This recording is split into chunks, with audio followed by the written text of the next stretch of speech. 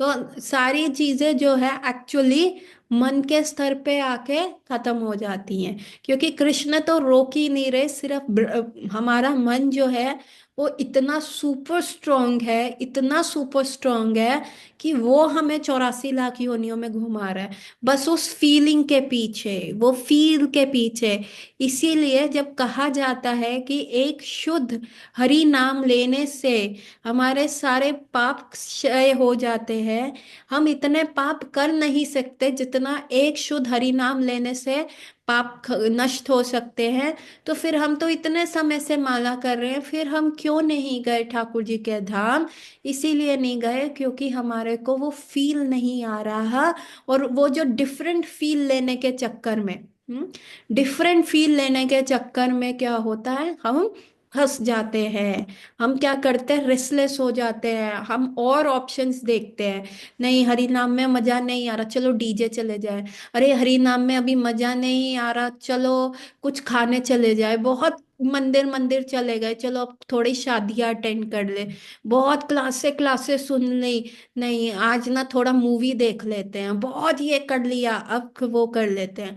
तो जहां ये रेस्टलेसनेस आ जाता है, दिस इज माया शक्ति, this is the uncontrolled mind, this is a spoiled child mind that is speaking. So getting my point? So Chanakya नीति ये कहती है कि यदि आपको खुश रहना है, तो खुश रहने का जो तरीका है, you have to be satisfied with three things and not be satisfied with three things.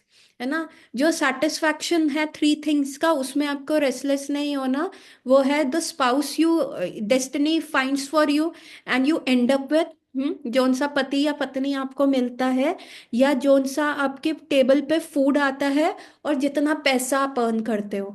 और तीन चीजें जिसके लिए आपको सेटिस्फाई नहीं होना, एक है नॉलेज गेन करना, है ना, सही नॉलेज गेन करना। उसमें कभी भी आपको वो नहीं करना चाहिए कि नहीं बस बहुत हो गया। सेकेंडली चैरिटी करना, जितना आप दान दे सकते हैं उसमें आपको कभी भी सेटिस्फाई नहीं होना चाहिए कि चलो अपनी इनकम का मैंने इतना पार्ट दे दिया और नहीं। और थर्ड इज हरि नाम चांट करना, जितना भी आप भगवान का नाम ले सकते हैं उसमें आपको कभी भी सेटिस्फाई नहीं होना, और लेना है। सो this is the formula of happiness, and this is the formula which will keep you away from restlessness. तो आपकी लाइफ में एक हायर पर्पस आ जाता है जब आप उस चीज को इंजॉय करते हो, जब आपको उसमें मजा आने लग जाता है। देन ये छोटी छोटी चीजें क्या होती है, रिसीड कर जाती है। अभी इसमें भी क्या है, माइंड का फीलिंग होता है। जो रिलेशनशिप में आप अटैच हो जाते हो, आपको उनसे वो फील रहता है, आपको लगता है आप इंजॉय कर सकते हो। आप फेसबुक पे फोटोज देखते हो, आप ट्रैवल ब्लॉग्स देखते हो, आप रील पे देखते हो, तो आपको लगता है कि वाह मैं भी अपने पार्टनर के साथ यहाँ घूमने जाऊं, ऐसे मजा करूं, वो करूं। एंड समटाइम्स जब वो चीज़ आपको नहीं मिलती, जब आपको वो चीज़ बिल्कुल भी नहीं मिल रही, देन आप क्या करते हो, ब्रूड करते रहते हो, आप उसी में स्टकअप हो जाते हो, हाय ये क्यों नहीं हुआ, हाय वो क्यों नहीं हुआ। और उसमें क्या होता है, पूरा ह्यूमन लाइफ बीत जाता है। और जितना आप ब्रूडिंग करते हो वो वहीं पे खत्म नहीं होता कि ह्यूमन लाइफ चला गया, नहीं नहीं नहीं। अगर आपका ब्रूडिंग आपकी थ्रेशोल्ड की सीमा से बाहर हो जाता है, अगर आपका कोई भी नेगेटिव इमोशन आपका जो बॉडी के सहने की क्षमता से वो बाहर हो जाता है, तो क्या होता है, डिसीज स्टेट आ जाता है। तभी कैंसर आ जाता है, तभी इंडाइजेशन जो होता है, एक सिंपल सा इंडाइजेशन जो होता है, हाइपर एसिडिटी हो जाता है, वो गॉल ब्लैडर कैंसर या ईसोफेजियल कैंसर, इन सारी चीजों में कन्वर्ट हो जाता है। और हम क्या कहते हैं, नहीं हम खाना ऐसे खा रहे थे, समय पे नहीं खा रहे थे। ये चीजें सिर्फ आग में घी डालने का काम करती हैं, and nothing more. So are you getting my point? तो जितना हम रेस्टलेस हैं, देखिए परिस्थिति को बदल नहीं सकते, रिलेशंस को बदल नहीं सकते। परिस्थिति और रिलेशनशिप को बदलने जाएंगे तो उतने ही ज्यादा रेस्टलेस हो जाएंगे कि इसको ये ठीक कर लूं, वो ठीक कर लूं, और उसमें क्या होगा, पूरा जीवन निकल जाएगा, लेकिन परिस्थिति और रिलेशन वैसे के वैसे रहेंगे। आज आज आपकी गर्लफ्रेंड आपको परेशान कर रही है, कल आपका पति परेशान कर रहा है, परसों बच्चा परेशान कर रहा है, फिर बहू परेशान कर रही है, फिर पड़ोसी परेशान कर रहा है, फिर बॉस हो गया। कितना कितनों को बदलोगे, कब तक बदलोगे? इससे अच्छा है कि खुद को बदल लो, अपने गोल्स को बदल लो, हायर पर्पस को समझ लो। नहीं तो जिंदगी ऐसे निकल जाएगी तो पता ही नहीं चलेगा। या तो सिर्फ डॉक्टरों के पास जाते रह जाओगे या वकीलों के पास जाते रह जाओगे। जितना हम रेस्टलेस होते हैं, दो ही हमारी डेस्टिनेशंस हो जाती है, या वकील या फिर डॉक्टर। क्योंकि वकीलों के पास जाके झगड़े करते हैं हम, हमारे अंदर एंगर आ जाता है। और या तो डॉक्टरों के पास जाके हम गोलियां बदलवाते रहते हैं। तो ये दोनों प्रोफेशंस कभी भी आउट ऑफ प्रैक्टिस जा ही नहीं सकते, एआई इसको कभी रिप्लेस कर ही नहीं पाएगी। सो this is what the mind restlessness is about. Mind बहुत स्ट्रांग है, बहुत स्ट्रांग। मतलब आप समझ नहीं सकते, न्यूक्लियर एनर्जी से भी ज्यादा, ब्रह्मास्त्र से भी स्ट्रांग हमारा माइंड है। और ऐसी चक्री में वो हमें घुमा देता है कि हम आगे बढ़ ही नहीं पाते। Getting my point? Please type yes और नो।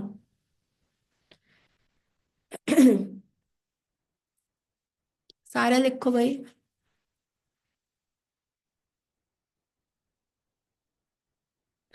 अब हम आगे पढ़ते हैं फिर। दूसरे शब्दों में ये जानना चाहिए कि जीव परम ईश्वर भगवान श्री कृष्ण की अंतरंगा शक्ति का भिन्न अंश है। माया शक्ति अपरा है, इसीलिए मुक्त होकर चित शक्ति का उपयोग करने से जीव में समर्थ है। भगवत गीता में भी कहा गया है कि अंतरंगा चित शक्ति माया शक्ति से आवृत है। इसी कारण संसार में जीव दुख भोगने के लिए बाध्य है। यहाँ प्रत्येक जीव रज एवं तमोगुण, रजो एवं तमोगुण के परिणाम के अनुसार दुख भोगता है। जो कुछ सचेत है वह कपाते हैं। सो यहाँ पे क्या लिखा हुआ है कि हर जीव जो है रजोगुण और तमोगुण में आके डिसीजन लेता है। उसी की वजह से क्या होता है, रजोगुण और तमोगुण में रह के जीव जो है, इट अंडर द इन्फ्लुएंस। रजोगुण क्या होता है, it is more of a passion. हाँ, ऐसा करना है, वैसा करना है, ये करना है, वो करना है। और तमोगुण क्या है, लेजीनेस, छोड़ कल कर लेंगे, प्रोकास्टिनेशन कर लेंगे, या अब्यूसिंग करना, या नहीं करना। तो जब हम रजोगुण और तमोगुण के अंदर इन्फ्लुएंस में रहते हैं, तभी हम दुख भोगते हैं। यदि हम सतोगुण में रहते हैं और सतोगुण में ये सोच लेते हैं कि मैं शरीर नहीं आत्मा हूँ, मैं, मेरा इस संसार में क्या है कि I have to progress. How I have to progress is like कि चल छोड़, अगर वो मेरे से जलन रखा है, मुझे नहीं करना। लेकिन अगर रजोगुण में होंगे, अच्छा तूने मेरे साथ ऐसे किया, मैं तेरे को करके दिखाऊंगा। और अगर हम तमोगुण में होंगे तो फिर हम बिलो द बेल्ट खेलेंगे, अब्यूज करेंगे, गालियां देंगे, है ना, उसके ऊपर झूठा इल्जाम लगा देंगे, अननेसेसरी चीजें करेंगे। So I will tell you an example. मेरे पास ना रिसेंटली एक केस आया था। उस केस में क्या है, वो लेडी इतनी ज्यादा इनसिक्योर हो गई अपने हस्बैंड को लेके कि मेरे husband, and she is like 55-56 year old lady, और उसके जो है बच्चों की शादी हो चुकी है। एंड दिस लेडी का ना मेंटल बैलेंस सही नहीं रहा, वो इतना इनसिक्योर रही कि उसका हस्बैंड किसी से भी बात करता ना, तो ये लेडी जो है बहुत लाइक उसे या तो लड़ाई कर लेती या उसका नुकसान कर देती। तो what she use to do is कि उनके जो पड़ोसी रहते थे ना, तो उसके हस्बैंड का उसके फ्रेंड पड़ोस में ही रहते थे, उनसे बहुत अच्छा उठना बैठना था। तो ये लेडी क्या करती, समर्स आफ्टरनून में जब सब लोग सो रहे होते थे, बाहर लू चल रही होती थी, तो ये छुपके से जाती और जो उन्होंने डेकोरेटिव गमले बाहर लगाए हुए थे अपने बैल, मतलब अपने मेन डोर एंट्री पे, वो उनको गिरा देती, तोड़ देती, मिट्टी इधर उधर बिखार देती। तो पहले 2-3 बार तो उनको लगा कि कोई डॉग चढ़ाया होगा, कोई एनिमल चढ़ाया होगा। लेकिन जब ये बहुत फ्रीक्वेंटली होने लगा, जब ये बहुत फ्रीक्वेंटली ऐसी चीज होने लगी, तो उन्होंने सीसीटीवी कैमरा लगा दिया, है ना। और उसमें क्या हुआ, ये लेडी करती हुई दिखी, इसको पता नहीं था कि भाई ऐसा हो रहा है। तो ये लेडी वो कार्य करती हुई दिखी, और इसके हस्बैंड ने जब इसको कन्फ्रंट किया कि भाई तूने ऐसे किया, इसने मना कर दिया, नहीं मैं तो करता ही नहीं, मैं कर ही नहीं सकती ऐसा, मैं ये नहीं करती। तो क्या हुआ उसके बाद, जब उसके हस्बैंड ने वीडियो दिखाया, तब भी वो लेडी मना करती रही, मैं हुई नहीं, आप ऐसे ही बोल रहे हो।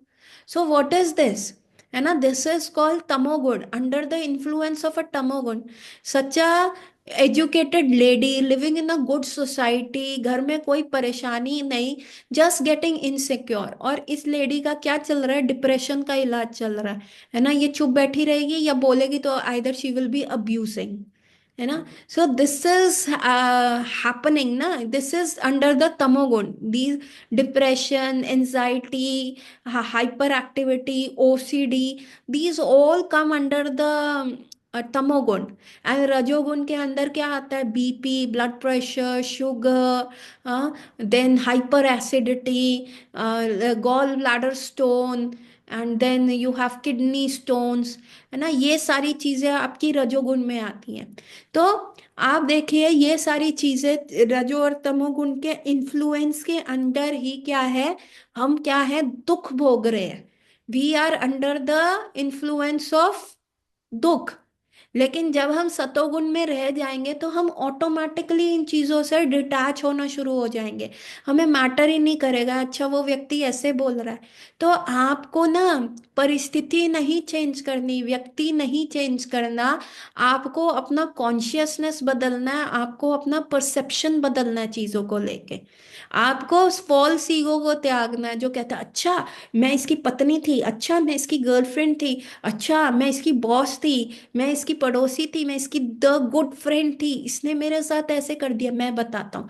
ये रजोगुण आ जाता है। और गलत काम करके उसको परेशान करना, ये तमोगुण आ जाता है। तो देखिए उसके रिpercussions तो आएंगे ही आएंगे ना। जैसे उस लेडी का फिर डिप्रेशन का इलाज चलना शुरू हो गया, और उसकी जो एलोपैथिक दवाइयाँ चल रही थी उसके इन अर्जेस को, कि मैं बाहर जाके डिस्ट्रक्शन कर दूं, उसके गमले तोड़ दूं या कुछ ऐसे, उन अर्जेस को कंट्रोल करने के लिए दवाइयाँ चली। उससे क्या हुआ कि she started to feel sleepy, उसका डाइजेशन वीक हो गया, उसका माइंड डल हो गया। एलोपैथिक मेडिकेशन से तो उसका यही हाल हुआ। So are you getting my point? Please type yes and no. तो जब हम रजोगुण और तमोगुण के अंदर रहते हैं तो हम ये चीजें फेस करते ही करते हैं, डेफिनेटली करते हैं, विदाउट एक्सेप्शन हम फेस करते हैं, है ना। और जैसे जैसे हम सतोगुण में अपने आप को मेंटेन करना शुरू करते हैं, जैसे जैसे हम सतोगुण में जाना शुरू करते हैं, वहाँ हमारा इंटेलिजेंस स्ट्रांग हो जाता है, और वो हमारे माइंड को कंट्रोल करता है और उसको एक हायर टेस्ट की तरफ लेके जाता है। सो श्री चैतन्य महाप्रभु ने गीता के 7वें अध्याय में वह उदाहरण दिया है जिसमें कथन है कि भूमि, जल, अग्नि, वायु, आकाश, मन, बुद्धि तथा अहंकार से भगवान श्री कृष्ण की अपार अप्रमाय शक्ति बनी है, परंतु जीव का वास्तविक स्वरूप तो अंतरंगा चित शक्ति का है। इसी शक्ति के संपूर्ण सृष्टि क्रियाशील है। जीव आत्मा रूपी चित शक्ति के बिना प्राकृतिक तत्वों में निर्मित सृष्टि में स्वयं कार्य करने के सामर्थ्य का अभाव है। ये यथार्थ है कि कहा जा सकता है कि जीव द्वारा चित शक्ति परम ईश्वर भगवान श्री कृष्ण से अपने नित्य संबंध को भुला देने ही उसका बद्ध अवस्था में हेतु है। उस संबंध के विस्मरण के परिणाम स्वरूप ही बद्ध अवस्था होती है। भगवान के नित्य दास के रूप में अपने यथार्थ स्वरूप को फिर से प्राप्त हो जाने पर ही जीव मुक्त कहलाता है। तो यहाँ पे क्या बता रहे हैं चैतन्य महाप्रभु ने, कह रहे हैं कि 7th chapter of Bhagavat Gita में भगवान ने ये उदाहरण दिया है कि कैसे जीव जो है एक्चुअली, माया शक्ति क्या है, महातत्व क्या है, ये अर्थ, वाटर, एयर, फायर, ईथर जो इकट्ठा होता है यही तो हमारा बॉडी बनाता है। सी, यही हमारा बॉडी बना रहा है। पर क्या जीव ये है? नहीं, जीव तो ये नहीं है। जीव क्या है? जीव तो आत्मा है। और आत्मा तो फिर इसका मतलब वो तो इंटरनल पोटेंसी से चल रहा है, भगवान की अंतरंगा शक्ति से चल रहा है। बहिरंगा शक्ति तो सिर्फ एक आउटवर्ड कोटिंग ही है। तो जीव क्यों भूल गया है? ये इसलिए भूल गया है कि जो माया शक्ति है वो आवरण डाल देती है। वो क्या करती है, वो ऐसे चुन्नी डाल देती है। तो चुन्नी डाल दिया तो अब मेरा हाथ नहीं दिख रहा ना, चुन्नी हटा दो तो ये मेरा हाथ दिखेगा। अगर मैं इसके ऊपर साड़ी का पल्लू डाल देती हूँ तो मेरा हाथ नहीं दिख रहा। उसी प्रकार जीव आत्मा है, उसका संबंध परमात्मा से है, it is under the internal potency. क्योंकि अगर सिर्फ आत्मा है तो क्या चलायमान हो सकते हैं? नहीं।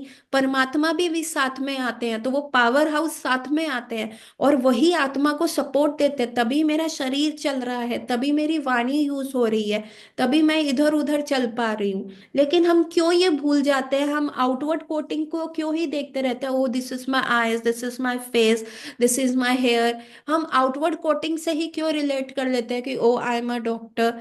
क्यों? क्योंकि माया ने क्या किया? आवरण डाल दिया। आवरण का मतलब है कवर कर दिया है।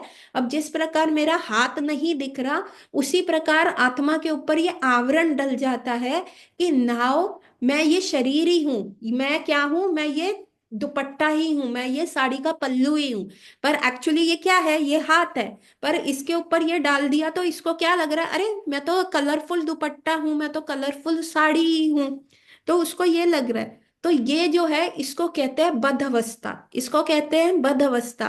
जो चीज हम नहीं है वो हम समझ रहे हैं, हम आत्मा है, पर हम क्या समझ रहे हैं? हम शरीर हैं, हम कवरिंग है, एक बॉडी है। और यही जिंदगी जिंदगी है, इसी में एंजॉय कर लो। एक ही जिंदगी है, जितना खाना खा लो, जितना एंजॉय करना कर लो। उसके उपरांत क्या होता है कि अभी जैसे ही ये कवरिंग हट जाती है, इस हाथ को पता चल जाता है नो नो ये चुन्नी नहीं था, ये हाथ था। उसी प्रकार से जैसे ही माया की कवरिंग हट जाती है, तो जीव को पता चल जाता है अरे वो ये भौतिक बॉडी नहीं है, वो क्या है? वो आत्मा है। हम्म। और आत्मा का संबंध किससे है? भगवान से है। Getting my point?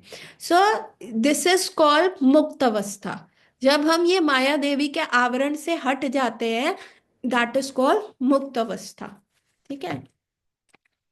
तो ये सारी चीजें जो है सनातन गोस्वामी को बताई गई। ठीक है। बुद्धिमान मनुष्य कौन है? श्री गौर सुंदर महाप्रभु ने जीव की माया बंधन को अनादि कहा है, क्योंकि किसी को भी नहीं पता कि उसका आरंभ कब हुआ। अनादि का अर्थ यह है कि बद्ध अवस्था सृष्टि के पूर्व भी थी, सृष्टि होते समय तथा सृष्टि के उपरांत इसकी अभिव्यक्ति मात्र होती है। स्वरूप को भूल जाने के कारण आत्मा होने पर भी जीव संसार में विभिन्न दुख भोगता है। ये स्मरणीय है कि ऐसा ही नित्य मुक्त जीव है जो वैकुंठ जगत में स्थित है। ये मुक्त जीव सर्वदा कृष्ण भावामृत भगवत भक्ति में तत्पर रहते हैं। तो जीव कब बद्ध हुआ ये नहीं पता। ये तो सृष्टि जब उत्पन्न हुई उससे पहले भी है। सो व्हाट हैपेंस कि अगर देखिए हम इस लाइफ टाइम में ठाकुर जी के पास चले गए, वेल एंड गुड। नहीं तो हम 84 लाख योनियों में घूमेंगे। और कलयुग कितना? 4,32,000 साल का है। तो हम उसमें हमें चांसेस मिलते रहेंगे, बहुत टाइम के बाद ह्यूमन बर्थ मिलेगा। फिर हम ट्राई करेंगे कि चलो अब ये ह्यूमन बर्थ को सरपास करें और हम फिर जाएं, वैकुंठ जाएं, ठाकुर जी के धाम जाएं। लेकिन अगर हम नहीं कर पाते और सारे कलयुग खत्म होने को आ जाता है और प्रलय का समय आ जाता है, महाप्रलय का समय आ जाता है, और जो जीव अभी तक यहाँ से मुक्त नहीं हुए, जो जीव अभी भी बद्ध अवस्था में हैं, अभी उनको फ्री पास वैकुंठ का नहीं मिला, यो गोलोक वृंदावन का नहीं मिला, तो वो बद्ध अवस्था के जीव क्या होते हैं? वो क्या होते हैं? महाविष्णु की बॉडी में चले जाते हैं, सोते हैं, महाविष्णु की बॉडी में के अंदर चले जाते हैं। वो बद्ध अवस्था में ही रहते हैं, महाविष्णु की बॉडी के अंदर रहते हैं, लेकिन बद्ध अवस्था में आते हैं। और जैसे ही दोबारा से सृष्टि का सृजन होता है, दोबारा से सृष्टि बनती है, तो फिर महाविष्णु के ग्लैंड से क्या होता है? ये जीव जो है वह महातत्व में इम्प्रेग्नेट हो जाते हैं, और फिर ब्रह्मांड में इनका सृजन होता है। तो ये जो जीव है, ये बद्ध अवस्था में तो रहते ही हैं। कब से रह रहे हैं नहीं पता। बस सृष्टि का जब सृजन होता है तो ये दिखने लगते हैं, ओ इनकी बद्ध अवस्था दिखने लगती है। और अगर सृष्टि जब खत्म हो जाती है, प्रलय का समय आ जाता है, तो ये सारे जीव फिर से महाविष्णु की बॉडी में चले जाते हैं। इस समय ये दिख नहीं रहे, ये अव्यक्त अवस्था में है। Getting my point? कि जीव बद्ध कब तक रहता है? सृष्टि के टाइम दिखता है, और जब सृष्टि प्रलय हो जाती है, खत्म हो जाती है, तो महाविष्णु की बॉडी के अंदर भी ये बद अवस्था में रहते हैं। फिर से सृष्टि का सृजन होता है, they get another chance. Getting my point what I am trying to tell? Please type yes और नो।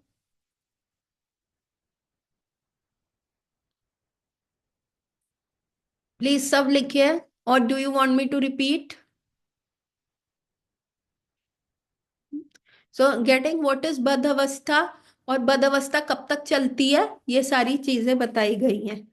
मायाबद्ध जीवों को पूर्ण जन्म में कर्म अनुसार विभिन्न प्राकृतिक शरीर मिलते हैं। बद्ध जीव को संसार में अनेक सुख दुख बलात् प्राप्त होते रहते हैं। पुण्य कर्मों के फलस्वरूप उसे उच्च लोकों में देव शरीर प्राप्त होता है, तो पापों के भोगने से स्वयं भयंकर नरकों में गिराया जाता है, जहाँ सांसारिक दुखों से कहीं अधिक यातनाएं दी जाती हैं। श्री महाप्रभु ने ऐसे दंड का बड़ा उत्तम उदाहरण दिया है। पूर्व काल में अपराधी को दंड देने के लिए राजा पहले उसे नदी में डुबोते थे, श्वास के लिए फिर ऊपर निकालते थे और फिर डुबोते थे। माया भी जीवात्मा को उसी प्रकार दंड तथा पुरस्कृत करती है।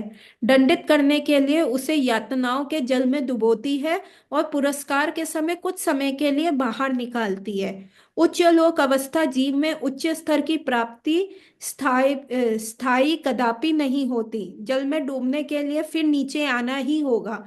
संसार में ये क्रम निरंतर चल रहा है। कभी जीव उच्च लोकों में पहुंच जाता है तो कभी संसार की नरकीय स्थिति में फेंक दिया जाता है। तो यहाँ पे क्या कह रहे हैं कि जैसे मैंने एग्जाम्पल दिया था कि अब जैसे ये बद्ध जीव जो आता है दोबारा से महाविष्णु के ग्लैंड्स के थ्रू महातत्व के अंदर इसको इम्प्रेग्नेट किया जाता है और वो निकलता है, तो कैसे कैसे उसको क्या जन्म मिलता है? That is the currency. उसके अकाउंट में कितना करेंसी है? अगर उसके अकाउंट में अच्छा करेंसी है तो he can afford a 5 star hotel. तो वो उच्च लोक में जाता है, स्वर्ग लोक में जाएगा, जन लोक में जाएगा, ब्रह्म लोक में जाएगा। लेकिन अगर उसके पास नेगेटिव बैलेंस है तो उसको कहाँ, नरकों में भेज दिया जाएगा, जहाँ यातनाएं दी जाती है। और ये जो अर्थली यातनाएं हैं, जो अर्थली डिफिकल्टीज हम फेस करते हैं, उससे भी ज्यादा यातनाएं उसको दिया जाता है नरक में। ठीक है, ताकि सुधर जाए। तो क्या होता है, जीव ऊपर से लेके नीचे ही घूमता रहता है, ऊपर जाएगा या नीचे जाएगा, ऊपर से लेके नीचे ही वो ऐसा चलता रहता है। और चैतन्य महाप्रभु क्या कह रहे हैं कि जब वो उच्च लोकों में जाता है, जैसे स्वर्ग लोक में गया या कहीं पे भी गया, तो वो उसका परमानेंट रेजिडेंस नहीं है। That is not it's permanent residence. वो फिर से नीचे आएगा, फिर से गिरेगा। सो द परमानेंट रेजिडेंस के लिए कहाँ जाना है? परमानेंट रेजिडेंस तो वैकुंठ है या उससे ऊपर के प्लानिटरी सिस्टम है।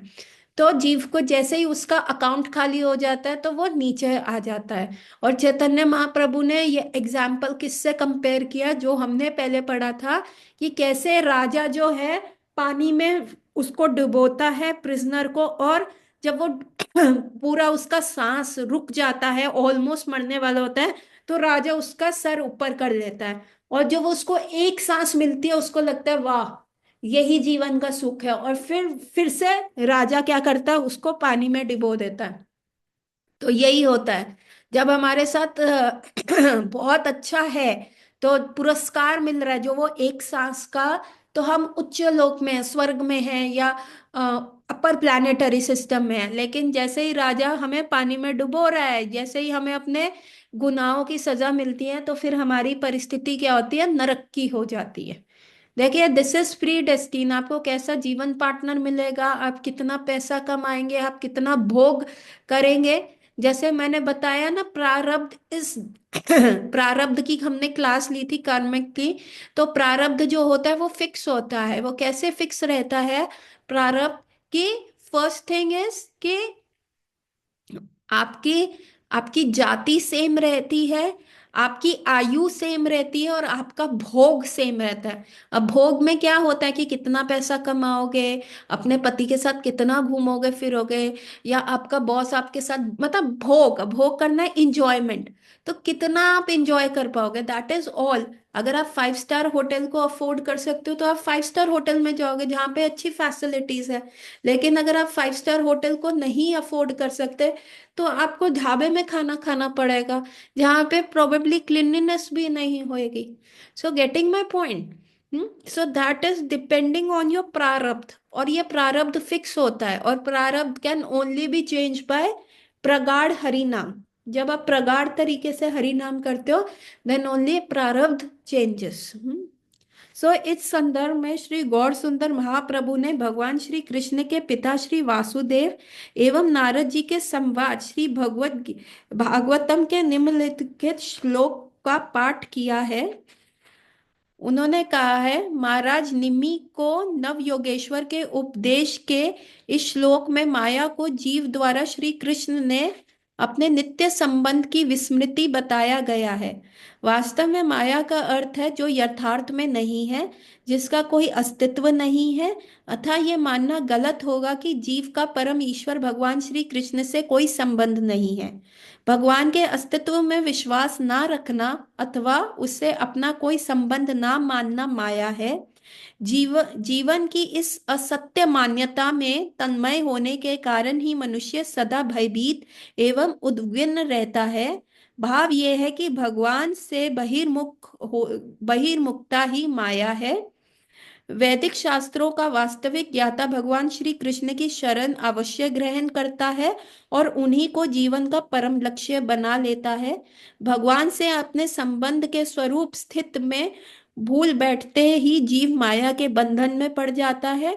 ये उसके अहंकार तथा देहात्म बुद्धि के कारण सिद्ध होता है। वस्तुतः संसार विषयक उसकी सारी मान्यता शरीर को अपना रूप समझने की होती है, क्योंकि इसी भ्रम से उसका शरीर और उसके पदार्थों से आसक्त हुआ हुआ करती है। इस बंधन से मुक्त के लिए उसे सर्वधर्म करते हुए श्रद्धा विश्वास एवं भक्ति भाव सहित परम ईश्वर भगवान श्री कृष्ण की शरण लेनी है। Again the same point is being repeated here, कि जैसे ही जीव भगवान से बहिर्मुख हो जाता है, भगवान से मुख फेर लेता है, तो क्या होता है, वो जीव जो है माया के बंधन में फंस जाता है और इस माया के बंधन में वो दुख भोगता है। और फिर उसके पास जितना करेंसी होता है वो ऊपर और नीचे ही घूमता रहता है। लेकिन अगर, और इसी में क्या होता है, रेस्टलेसनेस आ जाती है कि मैं सही कर भी रहा हूँ गलत कर रहा हूँ। और जीवन के अंत में क्या होता है, भय भी आता है। मेरे बहुत सारे कुछ पेशेंट्स हैं जिनका मैंने व्याख्यान सुना कि वो अंत में क्या करते थे, वो बहुत भयभीत हो जाते थे जब भी मृत्यु का उनको रहता था कि मैं मरने वाला हूं। तो एक स्त्री थी जो जिसने पूरी जिंदगी तमोगुण में रही, अपने आसपास के लोगों को बहुत दुख दिया। जब उसकी मृत्यु आई, एक हफ्ता पहले ही वो अजीब सा व्यवहार कर रही थी। वो सोफों के पीछे छुप जाती, सेटी के पीछे छुप जाती, अलमारी के पीछे छुपने लग गई। उसकी बहू ने मेरे को आके बताया। और फिर उसकी मृत्यु हो गई क्योंकि उससे भय हो गया था कि अब मेरा मृत्यु है, उसको दिख रहा था। सो इसके ऊपर चर्चा करेंगे कल। गौर रात्रि एवरीवन। समय की सीमा बस यहीं तक है। ठीक है। इस भयभीत वाले पे हम कल चर्चा शुरू करेंगे। हरे कृष्णा। गौर रात्रि।